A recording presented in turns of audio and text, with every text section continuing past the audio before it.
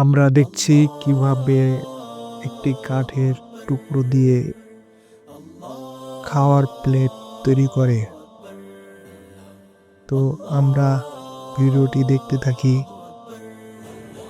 দেখি কিভাবে একটি প্লেট তৈরি করে। ভাইটিকে দেখুন কত সুন্দর করে প্লেট তৈরি করার জন্য মেশিন দিয়ে হাতের কারুকাজ দিয়ে তৈরি করতেছে।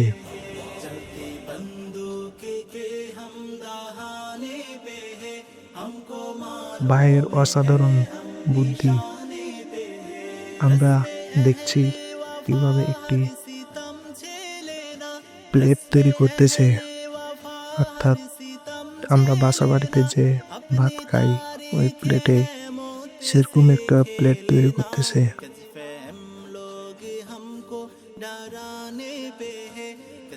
আসলে অসাধারণ বুদ্ধি।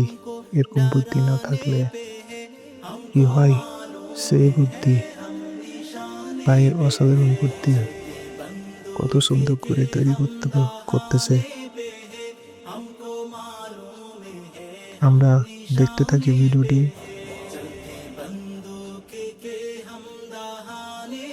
চলুন, দেখা শেষ, প্লেট তৈরি করা হয়ে গেল।